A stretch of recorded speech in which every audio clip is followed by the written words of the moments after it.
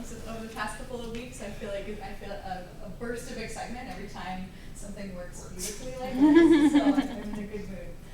My name is Naomi Salmon, and I'm an English 100 and Intro Lit Studies instructor and grad student in the English department.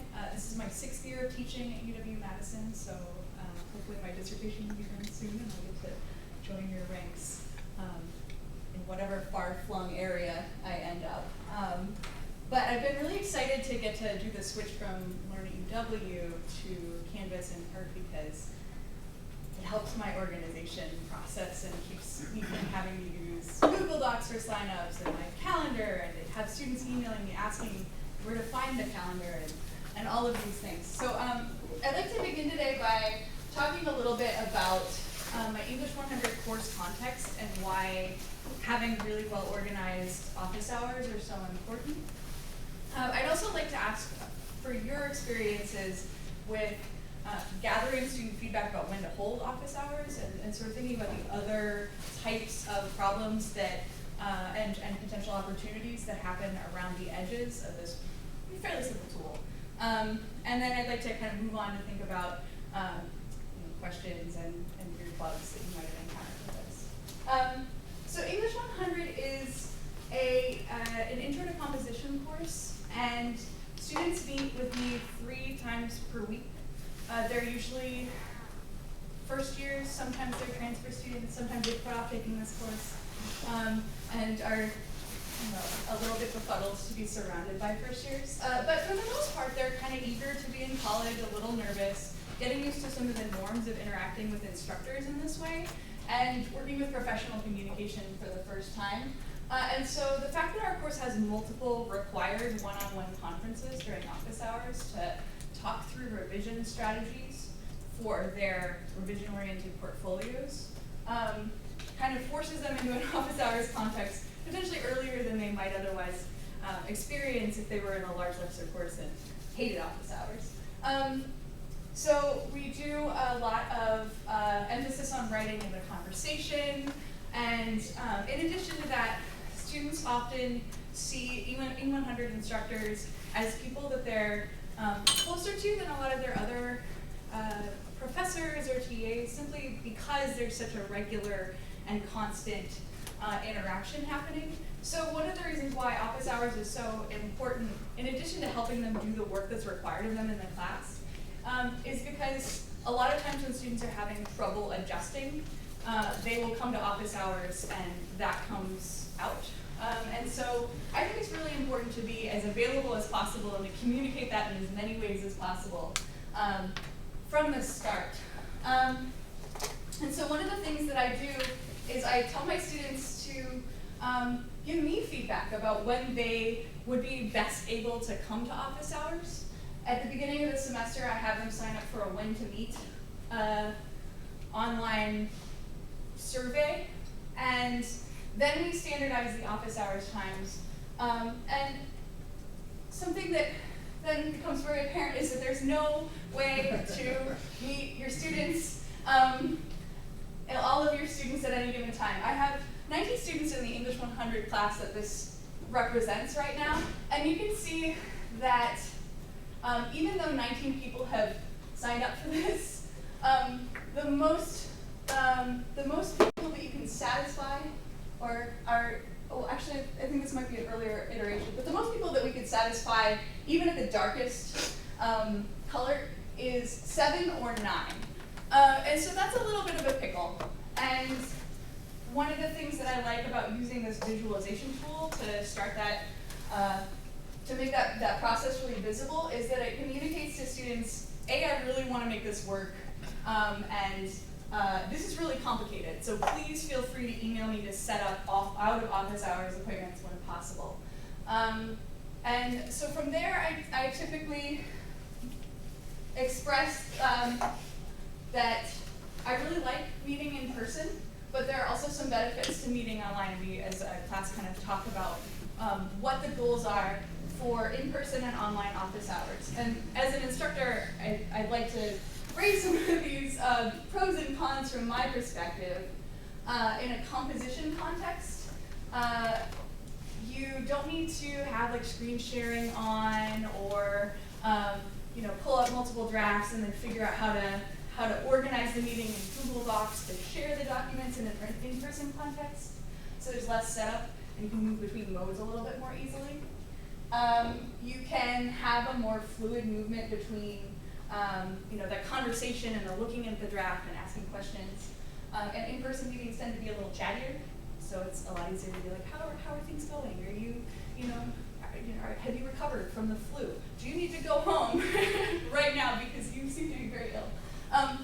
Which also kind of gets to a benefit of online office hours.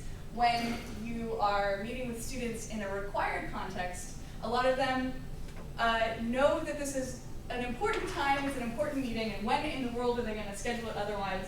So they kind of often push themselves to come when they probably shouldn't be in public. They have the plague. And then they sit down at your office hours and they say man, I've been throwing up since 2 in the morning. And you were like, no, get out of my, I hope you feel better. Would you like, in the future, to have this conversation in the comfort of your dorm online? So you can have these online office hours and say to students, one of the norms of communicating in college is also keeping other people healthy and safe, and also keeping yourself healthy and safe. So we in this class have online office hours in part because I know you might have other jobs, I know you might be working, I know you just secretly might not want to cross campus to go into the dark bowels of hell and see white and have a conversation. And I should add, per the conversation that the Teaching Academy has about student hours in popular common spaces. One of the reasons why I often have office hours in my office or in a private conference meeting space is because sometimes students are writing about personal experiences in their narrative sequence that they're not as comfortable talking about elsewhere. So there are benefits for us as instructors and for students, and kind of setting up an online and in-person office hours conversation for students actually expresses both of these in, I think, an appropriate way that is also welcoming. But it also subtly teaches them some of the norms about interacting in college, and how to set up those professional requests to have out-of-office hours meetings. So this year is the first year that I've tried setting up in-person, both office hours appointments using a sign-up process instead of a drop into my in-person office hours and send me a request for out-of-office hours appointments by email. And also, when we are scheduling required student conferences that all happen within a week, go to this Google Doc and then put your name and then put your other availabilities so that somebody can email you if they can only meet at that time. It's really simplified the process of setting up all 3 of these different types of interactions. I will say that because it's early in the semester, I have not yet had any uptake on the online office hours. The students can often flag me after class and say, can we just sit for a couple of minutes and have this conversation about our cover letter assignment or something like that. So I will, if you see me later and you want to ask how did those online office hours sessions that are scheduled via Canvas Scheduler work, please feel free to do so. But I'd like to transition into thinking about just some of the logistics of setting that up and raising 1 or 2 quirks about that process. So you will have some of this information on your sheet, but I'm going to walk you through some of the details so that you'll understand what I mean when I say this is quirky. So to get to the Canvas scheduler, you click your calendar as opposed to entering into the Canvas scheduler through your specific course. So in any of your Canvas screens, you'll have these little tabs on the side.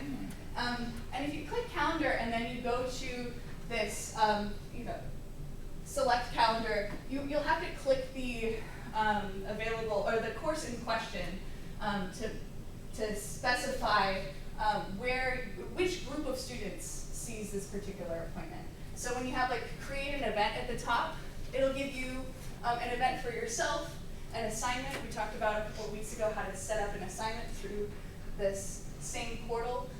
But you're going to want to go to appointment group. You're going to want to give it a name: in-person office hours, online office hours, required sequence 1 conferences. Enter in the location information. And I think one of the other advantages of having this be a scheduler online is that if you want to be holding your office hours in Open Book Cafe or something like that, you don't have to follow up with an email or include, this office hour is here, whereas that office hour is there on your Google app. So you enter in your location, you select your student calendar, you add the details, and this has actually saved me a lot of painful math. You also have the opportunity to set up time ranges and then divide those time ranges into separate appointments for your students. So if you know you're going to be meeting, from 9 to noon, you can be like, I would like people to be able to attend these check-ins for 20 minutes each. Then you get to say, do I want multiple students to be able to attend this meeting? Limit each time slot to blank users. Allow students to see who is signed up for time slots, or limit participants to attend 1 appointment, or 2 appointments, something like that. I have tried using the limit participants option for required student conferences because in Sequence 1 conferences, we meet for 20 minutes, and that's pretty standard, and then we talk about whether they want to come in for another office hours appointment. But whenever I make the in-person office hours sign up, I tend to say, don't limit participants to attend 1 appointment, and instead I break up the time slots into a shorter amount of time. So I say like, hey, you might actually just have a really small question for me, or you might want an entry-level commitment for office hours. So it's okay to sign up for 1 15-minute appointment if you just want to chat about a quick question. It's also okay to choose 2 or even 3 if you have a more substantial issue that you would like to workshop together. The quirk that I was going to lead into is the divide time slots option seems to only work at the initial time, for me, at the initial time that you set that up. So I have accidentally forgotten to set up this divide equal time slots button for my conferencing day. And when I realized that things were in blocks of 2 hours and had to wipe things, I knew that my students had been notified for all of this, and they were going to get another notification that there were new time slots and all of these things. So my recommendation is to set a mental note to say, definitely click this go button before you publish.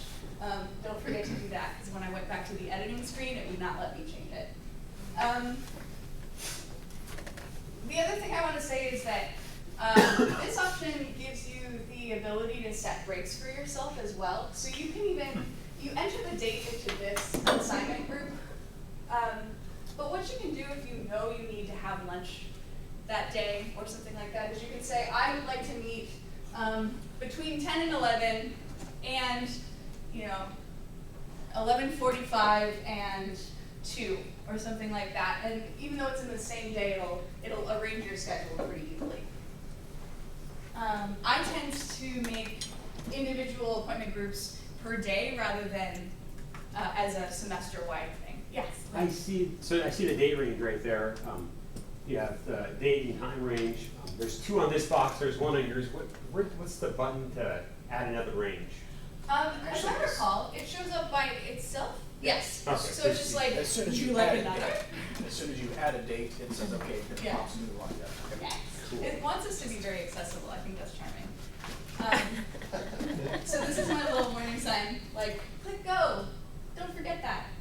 And then this was the perfect week to do this particular presentation because I had to clear up a lot of my schedule to make a lot of student meetings available. And this was what the sign up looked like from my perspective when I made those blocks visible to my students. And this is what it looked like when students started signing up. So I have set up an email notification system so that Canvas will say psst, your student is, XYZ student is coming in at 3 p.m. But this will also just represent it on your calendar. The students only see their appointment time, but you see both the appointments that are stationed, and the students have an option to leave some comments. And you see this lighter sort of teal color, the appointments that were once signed up for, but someone could switch, which can be very helpful when you're like, I could have sworn that I was meeting, this student at 1, but I must have been wrong. My preparations are defunct. And then the last thing that I'd like to cover in terms of setting up this more instructor-friendly version of Canvas office hours timings is how to sign up for email notifications. You have you will have a default to don't email me when your students sign up, and I like to be warned when students make the appointment, and I also like to be warned when they change their appointment.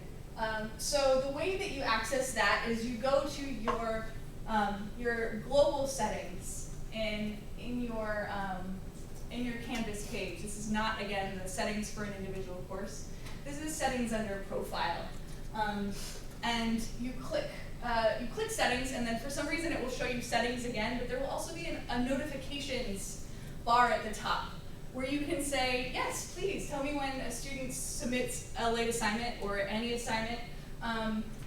Please put this in the Canvas digest, or when students schedule these appointments, I want you to email me rather than put it on my calendar or put it in the digest. And those are some of my main points, and I'd love to answer some questions. Have you encountered anything when you are creating them? Have you heard any feedback from students about they're getting swamped with email notifications saying this teacher keeps making all of these events?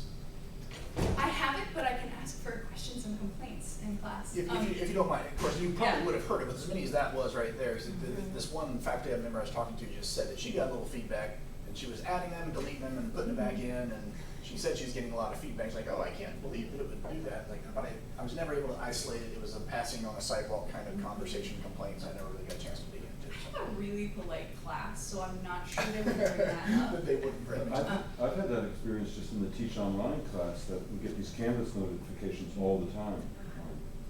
Slow down a little, but I guess each week when they're getting a new unit up, I'll get like a dozen. I don't know exactly what they're even, I can't remember off the top of my head what they're even for, but just like every little change to the class, we get a notification. They post, somebody posts, somebody. Right, the discussion the teacher comments, right, a announces, new comment, and they keep, and I tried to go into my settings and like calm that down, and I think I only partially succeeded. Saying some of that stuff can be, can certainly be managed and shut down. So anyway, and I was thinking, but so there's nothing here that says don't send out students a notification when I add, and there's nothing listed here on the teacher side of notification control. If I'm recalling correctly, you can have, there's a little checkbox option if you're editing an event to sort of say like, let students know that you've edited this event. I might be that's lying interesting. or not. But I don't know that that's actually something that I control. I have personally thought of this like office hours spam as like maybe a feature instead of a bug, because some of these conferences are mandated, and I would like to be like, come talk to me. Well, So the background noise for an E100 class is kind of like, so available, please talk about topic sentences. Those are chocolate. But I would also get really irritated about that. My main thing with that would be, to the extent that students can choose some of their notifications, maybe directing them to the Canvas and knowledge base site that says, psst, don't let me know every time the professor makes an announcement. I will read those on my own. Can you, so you have meetings with students individually and in groups, online and in person. That's awesome. Yeah, it's a lovely part of, it's a required part of the program, but it's really changed the way that I teach in my more formal, less student interaction, literary studies TA courses. So what other tools have you used besides When2Meet as far as trying to set up? You used Google Docs where you had a sign-up sheet and they just went in and signed things up. And you used When2Meet. Have you used Doodle, tried the Doodle poll as well? I tried Doodle, and it, for the purposes of the class, as I had it set up in Learn at UW without having a Piazza integration, I found it more helpful to give guidelines to students about like, we all can see this document where everyone has signed up, and some people have said, hey, I'm also free from XYZ to XYZ, please. Let me know if you'd like to swap for one of these appointments. So the advantage for me in the past for using a more in-depth Google Doc that had, frankly, some homework attached to it in the sense that they had to read the guidelines for how to present your availability to your peers, and to provide an email address, all of these things. That was something that I wanted that extra information for, but now that I have access to Piazza, I actually think that some of the work of saying, hey, students, if you cannot find a meeting during these times, please sign up, set up a post on Piazza and say, would anyone be able to swap for a meeting during this time period in exchange for a meeting during one of these time periods? So you'd be able to talk about Piazza in spring as well. Theoretically. Again, it's the stage of the semester where they're not as active in Piazza. I try to require them to use Piazza as part of their syllabus quiz. But I'll keep you posted. When did you, excuse me, when did you start using online office hours, and what was your experience with that? This is the first semester that I've formalized online office hours. In the past, I've mostly used it when students have been away with their families or just injured or ill or something like that. And so I can tell you a little bit about the experience of trying to set that up for the first time for both me and a student, or seemingly the first time after a semester of not doing that. Typically, I would set up an email exchange with a student and say, here's my Skype handle, here's how we would set that up. I am really excited to use Ultra Conference in an active way as opposed to in a theoretical way this semester. And I anticipate that actually coming up as the revisions are due. This is the point in the semester where they'll want more office hours appointments. But typically it is that moment where you kind of like log on a little awkwardly and you say like, hi, nice to work. I would never say that to a student. I think that would be just a little invasive, given the fact that you're commenting on their home space. But it was actually a generally positive experience. I think both I and the student felt like it was an interesting mode to be interacting in, simply because mostly you talk to your family members or your friends via Skype, so there is that slight, ooh, hi, it's not as much like, have a seat, like, how are things going? You can kind of be like, how are things going? So I'm not yet as comfortable with that. But I did have really positive feedback about being available to meet in that way. And I think that even communicating that you are happy to be online and meet with them says like, no, really, absolutely talk to me if you can't make my office hours. And I also care that you might have broken your leg or sprained it or something and you might not be able to make it. Has anyone else played around with online office hours? Yeah. How did that go? Someone else would like to yeah. talk first. And it went really well and really bad. Did you have the same awkwardness? Well, it was awkwardness. Yeah. I mean, you had that online. It was awkward. There's a couple different things that I found over the time that I assumed that students would be comfortable with it. Like, oh, this is easier than getting your butt out of bed and going down to the office and then meeting with me and then going back out again. It was really easy. But I was finding that students weren't taking advantage of it. Like, they weren't just doing it until I required them to do it once. And then participation rate afterwards, even when it was totally voluntary, went way up because it overcame that initial barrier of like, this is scary, this is different, how do I do this? And I also had a lot of students that I noticed at first were not wanting to use a video because when you have that facial, that picture, all of a sudden now you're on stage. You have to have your tie on, you have to have your hair combed, you have to have your teeth brushed, so there's no, maybe spinach or something.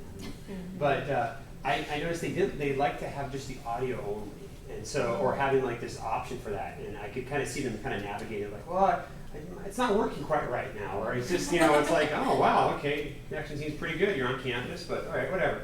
I can see the purple Post-it note. Yes. The screen is purple, like, oh, that's a sticky note. But that was just having a one-time mandate really increased participation, overcame that initial barrier. Having an option for just doing a web audio chat, so they didn't have to feel like they had to be on stage, or at least be dressed from the way probably so. And you have to tidy up their room. And then also some screencasting, like my best office hours were the ones where I reviewed papers. I actually had a better experience with office hours when I was reviewing students' papers with them than in online than face-to-face format. Why? Because we could both look, we're just staring straight at that same document, right?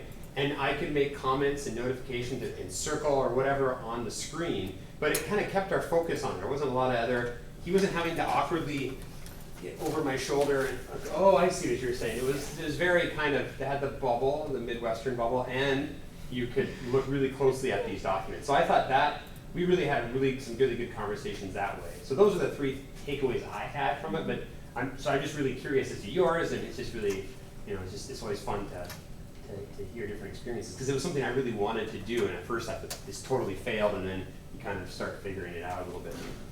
Each class is different, and you had some really cool strategies. So. I'm actually thinking about trying, partly through your comment, but also this has been on my bullet list, trying to have an in-class demonstration of Ultra Conference, and kind of, I feel like even just taking them through how to get to on Canvas has made a big difference to their comfort level. And of course, some of the students are like, this is really easy, why are we doing this? But being able to say, like, I think it's a really good point to say, all right, we're going to do one, you have to do it. The first one is mandatory. After, it's kind of like, you got to try this spoonful of spinach here, just try it once. You don't have to try everything on your plate, you don't have to finish it, but you have to try it. And it gets over that, as I say, that initial awkwardness, that initial fear of the unknown, because once you've done it, it's like, okay, that was not super comfortable, but it wasn't awful, so I can make it better. Well, and I think so many people have struggled with like Google, whatever, like, or Skype. I've had so many issues and errors using those in the past, so when I'm a student and I have an instructor that I'm trying to impress, and I'm like, okay, I have to figure out how to get onto Skype, that's terrifying. But the Ultra Conference works so well. I mean, you're just in Canvas, you just push the button and you're there. yeah. So that's, yeah. Lane, was your documents you were working in Google Docs, or what were you using that you could circle things? It was in D2L, and then I was doing a screencast. And so I had a portion of my screen, it was in SpeedGrader, so I just had that portion of the screen open, so that way everyone could see it, and then we could both make comments. And since I had control, this was back in the dark ages. Yeah, so what would we do now? I think it would even be easier. So I think you would have that, with Blackboard Ultra being more user friendly, I think you have that ability to do that screencasting much simpler. You don't have to fiddle around with it. But I think that's using Blackboard Ultra works fairly well in the classes I've done Blackboard Ultra in. So that's their document plus the ability to write notes or something? Yeah, so you can just screencast, so I can. I don't know about the writing, no. I can write, since I have control over the screen, I can do whatever I want on that document in Canvas, right? So it's in Canvas, it's on, it's SpeedGrader, right? Dropbox is D2L, SpeedGrader is, Yeah. I'm getting blind. But in SpeedGrader, I can edit that document. I'm just trying to do it as simple as I can, so it's already in SpeedGrader. And so I just have that Blackboard Ultra opened over on the screen that has that screencast going. So you're sharing your screen. I'm sharing my screen. Share screen. I'm not explaining very well. That's right. Yeah, so, I got up too early to stand in line for a superintendent. I had heard of an instructor who actually put a webcam on one of those clamp lamps, so they could actually have printed off paper overhead. Oh, yeah. It's kind of like a document camera, basically a homemade document camera. Then they could actually do the circling and the pointing and the gesturing, like this part here is bad. Yeah, but there's a button in Ultra Conference that says like show students my screen. Yeah. Yeah. And so if it's a Word doc, like if they emailed you a Word doc, you could just open Word on your screen and just track changes. And so that way they get your sort of verbal feedback, and then you can send them the track changes too. Yeah. Or you could do it You through put that SpeedGrader. perfectly, Julia. Yeah, That's yeah. perfect. Thank you. So. Are you raising your hand in your own Yeah. class? That is an awesome teacher thing. That's great. I also make them call on each other. It's really fun. It's a lot of fun. I actually have a follow-up question for that. To do with when you do screencasting. screencasts. Mhm. Have you ever tried, and is it even possible to record the conference that you're having and share it with them afterward? That is something yeah, okay. Because in Blackboard Ultra will let you record the conference, let them know ahead of time. Yeah. But if you do it if you have multiple people in that conference and you switch to a breakout group, it stops recording. Okay. Just be aware of that. Okay, and then is it possible, does Ultra Conference offer that thing that YouTube is doing where they're like, no, it's closed caption? I'm thinking about accessibility questions with some students with like auditory processing disorders, and my concerns are online interactions like that might register differently for them. I was using it this summer for Blackboard Ultra for conferencing, not with papers, but just regular conferencing. I didn't see any live closed captioning options there. That would be And are you pretty thinking live? cool. You're thinking live closed captioning? I was thinking if we were able to have the recording and then say like, we Push a talked button. about some development strategies during our conference, you're Yeah. welcome to play this back as you're revising. Well, Maybe it's Can you helpful to see. export the? I you don't can- know that you can export. Can you export the recordings? You can get your grubby paws on it. You can throw it up onto something like YouTube and Say, it's closed caption and then for you. YouTube can. Or Bernie can facilitate that for you as well, but you'd have to have control over that file. I don't remember if you can export that file. I've never seen it. That's a I cool would question. work with McBurney. Yeah. The live captioning is not, it's flaw filled. Yeah. Yeah. Okay. What is it? Live captioning. Live captioning. Yeah. So many fantasies of this Lots of streamline. Because even when students don't have auditory processing concerns, they sometimes have sometimes prefer to just see things written down rather than replaying the video, which is a critique I've heard about the screencasting mode as a commentating thing. So an interesting thing, Instructure has a tool called ARC, which is for video, that has automatic captioning. You can't use it. It's not turned out for the campus. But they are talking about accuracy rates in the high 90%. Okay, good. So, Oh, wow. for auto captioning. So it's wow. I imagine that come back this time next year, and we might have a different conversation about universal design for learning, which is what you're talking about, multiple means of representation, the text and the video and the audio all at the same time. So I think that ARC, Okay, thank you. and that is coming to the world, maybe not to campus for a while, maybe not to campus ever, because we have a Kelter contract. But things changing. Yes? Can we back up a second? What is Ultra? So you said Blackboard Ultra. I thought we were working within Canvas. I'm We a little are. confused to begin with, and on my, at least on my handheld here, I don't see a tab for Ultra. I was in the Teach Online Ultra conference the other day, but I always have trouble with basic navigation. Where am I?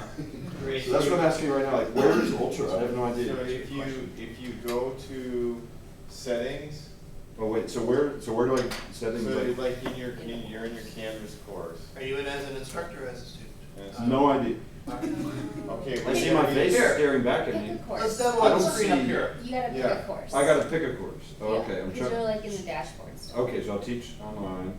I thought it was in there before, but then my dashboard is. Yeah, There's no it's not- settings there. What Okay, are it's settings? not Right listed there, in I'll the just reference. navigation. You see Ah, that? So okay, if you I were have to an go in instructor, there. if you were an instructor down below, you get a little thing that says settings, and then so Ultra Conference sometimes like hidden, and you have to. Yeah, So I'm not in there, I'm in as a student, that's why I don't Yeah. have settings. Yeah, but Okay. see, Often this it's is not like you demonstrated change your here, it's navigation default. in the settings of be like your own course.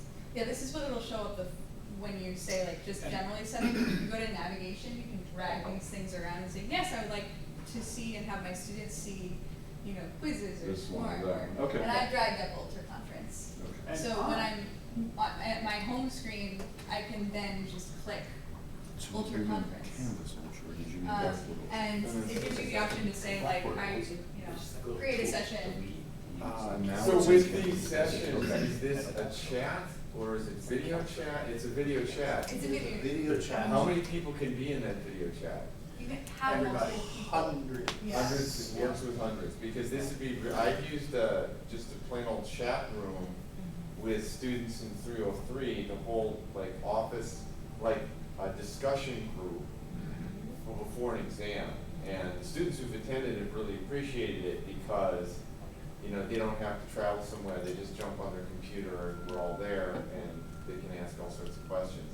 it'd be Yeah. really nice to do that via video, Absolutely. where you get That's hundreds of exactly what people, it's they for. can raise hands. And I think this is going back to the original topic here of scheduler. You can schedule in things like, we're gonna have a study session tonight from 6 to 9. I'm gonna go home and eat first, and then, I'll have a glass of wine, and I'll come back on and help you guys out.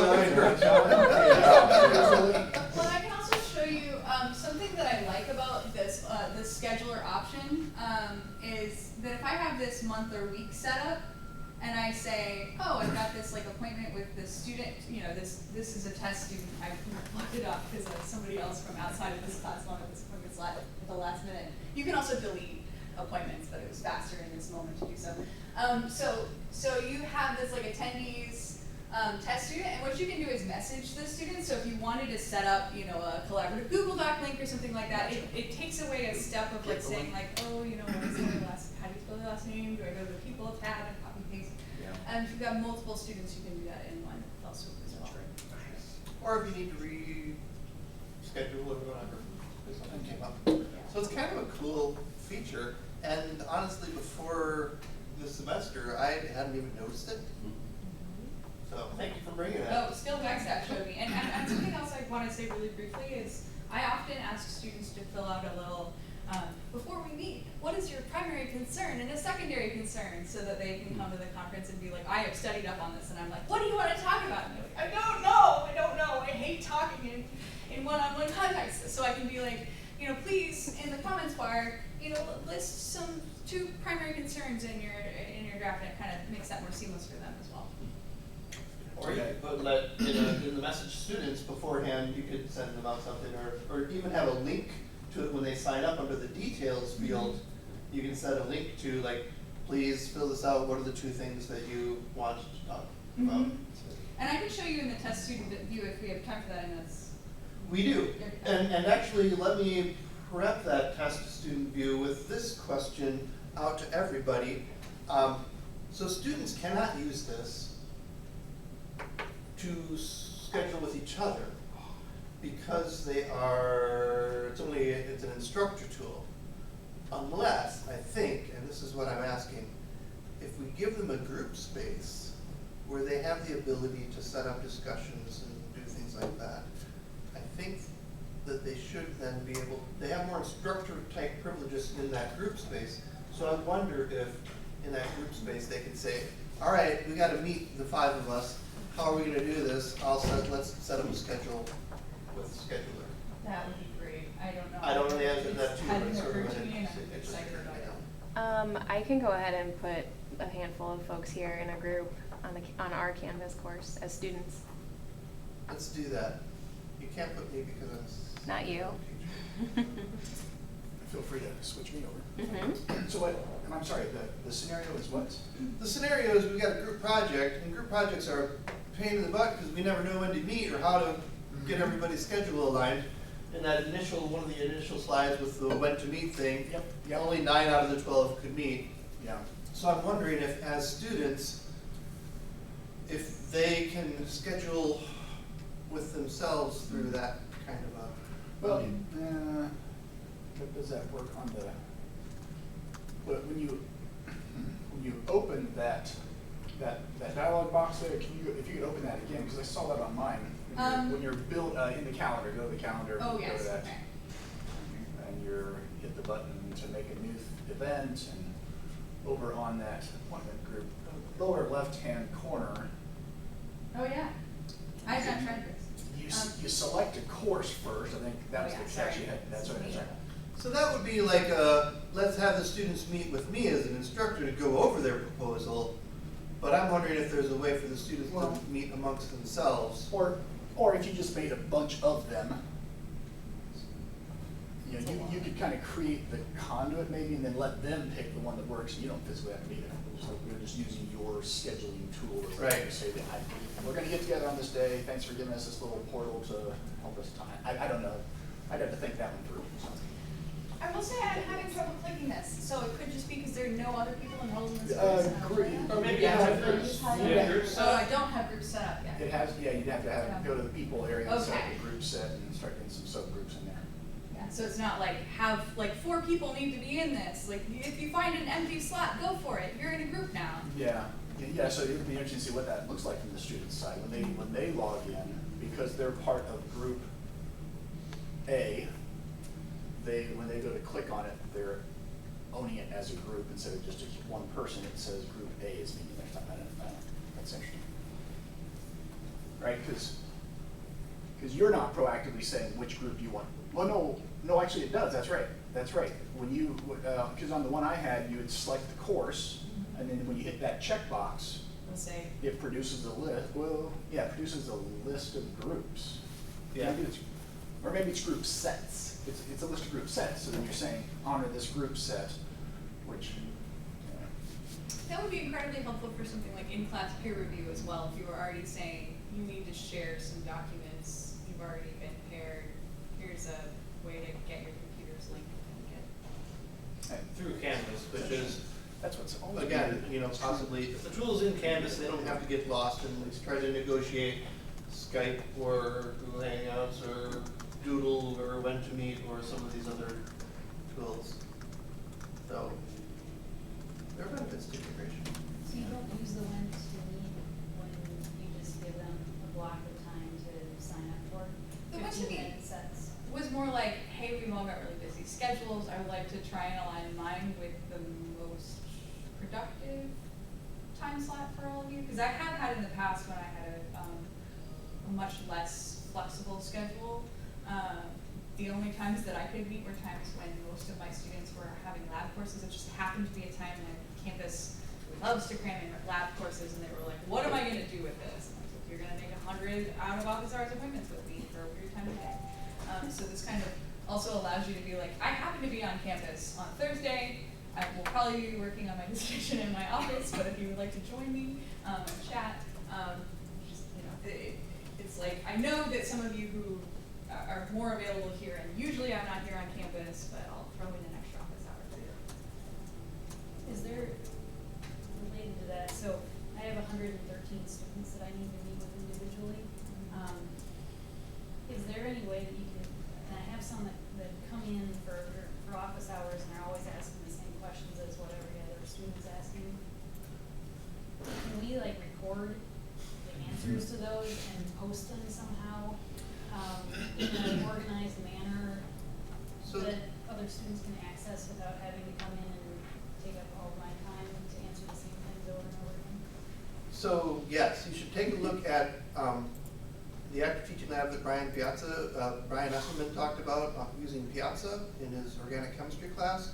He uses Piazza for exactly that. And basically his thing is, unless your family member died, any questions that you have for me, you post on Piazza. And hey, rest of the class, feel free to answer those questions if you find an answer to it, and I'll give you points for it. So the students help each other answer those questions, but then he can put it on, and it becomes an automatic frequently asked question. Yeah. Where instead of answering it several times, he just says, hey, first check Piazza and then ask that, because somebody else may have asked that. In the School of Business, I forget the instructor, anytime he sees that there is a common question, he puts out a video, and he sends the video with that answer to all of the students in his class. Not, spamming them, but. You say that. The concern possibly Piazza and some other quick little answers I was thinking of within Canvas is you're going to lose editing in the semester. And if it is truly a repetitive question, you might like the idea of capturing a video. You store that over in Kaltura, and now you just start creating a master FAQ in your Canvas sheet that just links to all of your pre-recorded videos, a little library.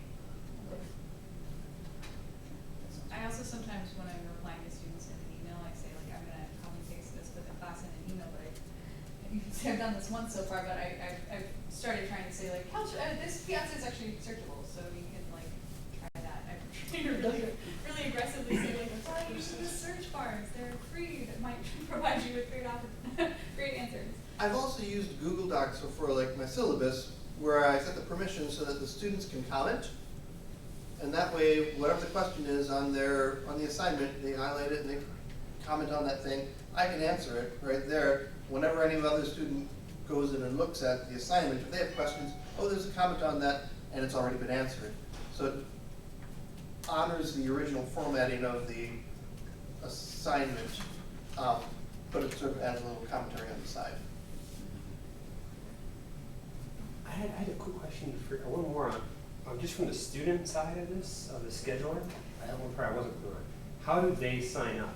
What's the process for that? Oh, Maybe I so- missed this, but I don't. No, so So- what they do, On the calendar, and I just want to encourage everybody to go do this. Right now, I'm afraid the 10 o'clock appointment for the active teaching lab office hours has already been taken by Angela, but there are several others still available today. And I encourage you to do that. And Naomi will show you how to do this. so this is, I'm in my own course, I'm not in my Sandbox course, but they just go to calendar, and then I actually created a little guide for them on my website to say like, this is what it looks like with our, our course calendar, instead of sending them to Kaltura or, the guides. But you click the, you would, oh, drat. I did this like for my students, and yet, hang on. I was so confident. Maybe the thing is that I don't think the test student can access it. I have used it on test student, and so I can actually find my own guide. One moment, office hours, and then we have this.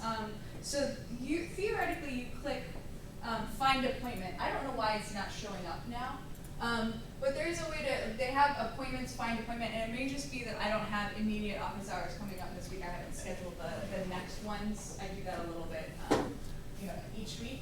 But if you click find appointment, they have to select the course so like English 100, and then it'll show up with that large screen of options, and they can claim one. I did have one student who had some trouble because she happened to be trying to sign up for a course at exactly the same time as another one.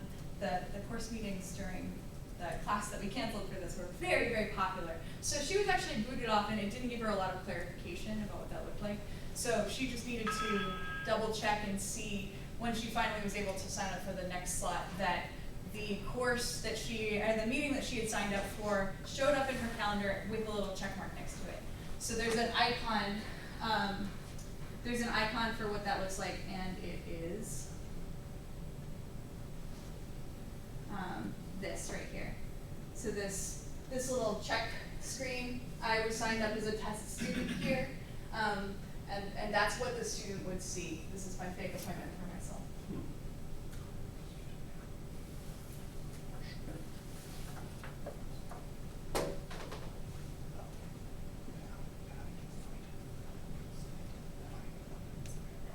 What is a plus icon? What? That's to create an appointment. Oh, it hasn't been created. Yeah, so what you wanna do is come down here, and there's a spot that said like, okay, let's get out of here. Oh yeah, wait. If I close what shows up on the screen is a plus icon. Over there. Yeah, that means that you're scheduled for that. Okay, the plus Should be on the doesn't. homepage of the activity. That means you're sheet is scheduled. rotated, Yeah.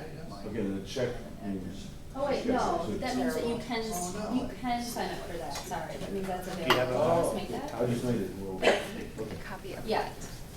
So so right now, so the weird thing about Canvas is when you're in the calendar, you're actually in there for every course that you're in. This is not just for one course, because you see you're not in like the actual courses. No, from your structured. When I'm in like an actual physical course, this. Because I just seen it on the Right? app. So now, okay, I It's go not- into there and I'm like not that's lit up. When I go into my calendar, getting it. now I'm like outside of all my courses, just like groups is the Okay. same way with students, it's confusing. It kind of kicks them out into a group space that's all of their groups from every course. Today is the 29th, and it looks like. So the 11:31 is a big check. Yeah, so like when I come out to my calendar, look at all my courses I have. There are Right. 5 And those are all the ones I could potentially make an appointment with.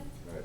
Or if I click on find Which an ones are- appointment, this is gonna tell me which courses I could find it, which active teaching is the only one I'm a student So in, the so. calendar So I think provides this everything, but one- that's good in a way. Yeah, So that yeah, one's you not wanna in. see all of it. Well, it says that there are 4 slots available. I have a question, has anyone ever had multiple instructors in a course? And how does that work with the scheduler? I just added all of the instructors to the course as instructors. Okay. They So they have to say, if they, so I guess the reason I'm asking is like, so I help instructors, I'm an instructional designer, and so if I build this out for them, will it look like someone's scheduling with me, or will it schedule with the instructor? Like, what instructor, you know what I'm saying? Or if you had multiple instructors, how would students know which instructor, unless you wrote that in there somehow? Which one would they be signing up with? Can you go to Does the, that make sense? Yeah. create a new one, and let's see if there's anything in that. I don't think there is. Oh, calendar. No. That would just be No, somebody's in. Calendar's for the course. I would just be So curious, the like, But It if, should be, they should be open.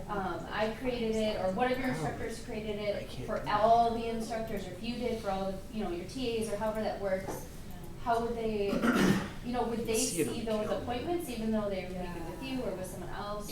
I think in the name there, you could be like Emily's office hours. Sure. Lily's But office hours. I was just curious if like I created all of them, would he see them or And not? with the an instructor? notifications sent to the right email address too. So if you did that, like, he might not see it in his calendar, but you might be getting all the students signed. Yeah, that's what I was curious about, like, would it just, all instructors would be able to see all of these for the course, or are they individual where I would make my it's instructor okay. create these themselves, or could I create them for that instructor? Yeah, which is funny. I was just curious how that works. Cause we have these oral exams that students have to take, and we've been trying to figure out how they should sign up for them, and this sounds great, but like, I would have to create this probably for this particular instructor. But then would he see them, and would I just see them, and then that would just be a huge problem. Maybe you can ask him for his I would password. assume that he's. Yeah, it looks like you can't create groups for other people. You can't create calendar things for other people. They have to do it. You can create groups, and so if I created a group in his course, he could see them. No, not that. I'm sorry, I misspoke. It's like, it looks like you can't view someone else's calendar. Like I have a class with multiple instructors, and so I went to calendar and I can't see them at all. You can't see You can't see their office hours that they put up there? Yeah, but they would have to create the schedule. I can't do it. I can't create the schedules for them. But I bet you I could see them I if would they did. assume that teachers would have been able to Yeah, see you'd be able to teachers' see it. content. I'd Yeah, assume you'd I be would able have to see it, but they have to create it. If you're setting it up within the course, not within your own calendar. Yes, I was saying within the course, right? So Yeah. nutritional science course, I would set it up for him, but he would be, working with the students, I'm not working with. I guess you could do Sandbox where you've got. Yeah, two I was just instructors curious if and- anyone had Yeah. Test that. figured that out or. Are you a Sandbox? Yes, I am an instructor in the course. Is there something? Yeah, then you could schedule events in the course that gives you. Sure, but would they show up as like someone signing up with me? Or would he see that and be able to access like who's signed up for when? Well, one thing that, even if you're less concerned about the email notifications, you can make it visible to people which student has signed up for a particular appointment slot. So I often leave that off, but if you did say appointment group and then, allow students to see who has signed up for their time slots, it would just be visible to everyone that like Sure. Henry Jenkins is signed up for Okay, imperfect but yeah. functional. And put in the notes maybe that this is for meeting with instructor so-and-so. Although that's a question that I have, if it's visible to everyone, and I haven't tried that for my students, like, will people be able to see the comments as well? Would the same problem arise because you have made the appointment? So when students make an appointment, they can also leave those comments at the bottom. Oh. And so if one of the things you want is for the instructor to be able to see who signed up, and the shortcut was like, well, maybe everyone can see who signed up and you don't have to worry about who has the special permissions, they might need those comments. That way they can all coordinate and say, I'm gonna wear red today. Yeah. Very stylish costume. Yeah, we can test it later. I was just curious if anyone had done that.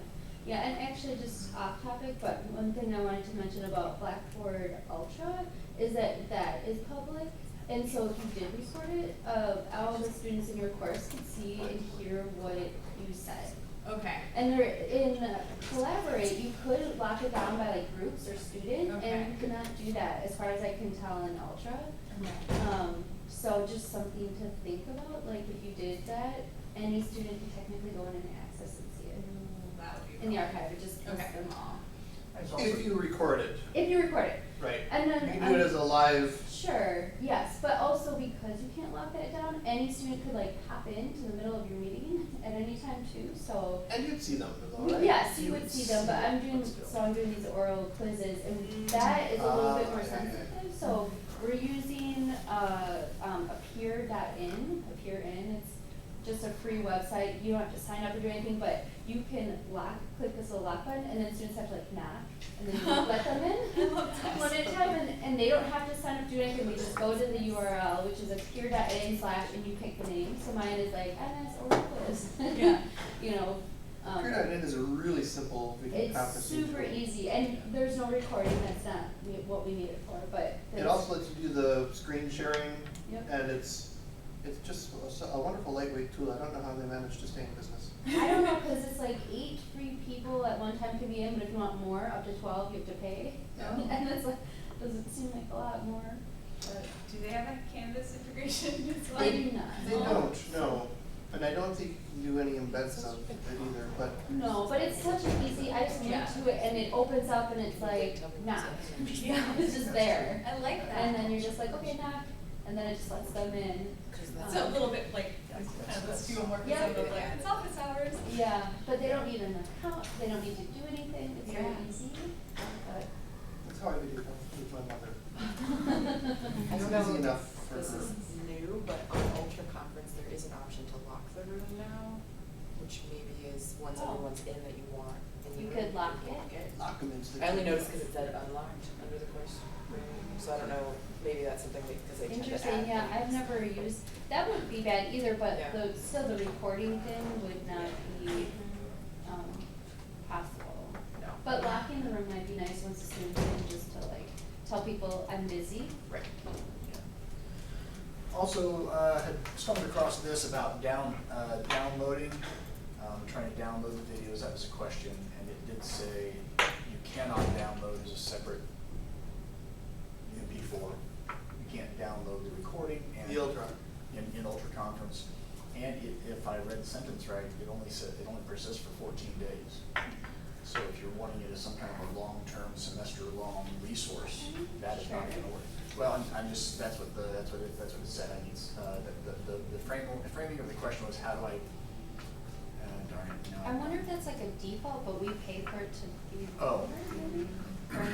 So do you feel you've moved further than that? You've had them for longer than 14 days? It's always weird when I see that, because there's always a chance we're in some older document here. Yeah, I can't remember because I know Collaborate, they lasted, you could go back to old semesters and see them in there. Yeah. But Ultra, I'm not quite as, they've obviously changed some things, so I don't know. So Just I feel open like up we definitely need to have an active teaching lab on Ultra in the spring. And let's make sure that we do that. So find your instructor that uses it and let's do it.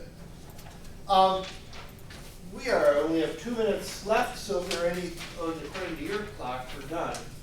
So help me thank Naomi, please, for carrying. And please fill out this little green evaluation form and help us make this lab better.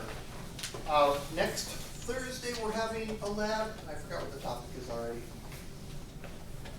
But it's on this, it's on this thing. Hey, look at that. You can grab a schedule of all the labs on your way out. Next week is the Teaching Academy. Next week, Friday, is the Teaching Academy. There is Oh, no we don't have lab, one no Thursday. lab next week, There is no lab next week. period. It's a vacation. But you should come to the Teaching Academy. It's kickoff full, all the time. but you can sign up for the wait list. It's full, there's a wait list, and generally 40% don't come, so we'll have extra food, because come anyway. All right, thank you everybody for coming. I'm gonna put on more.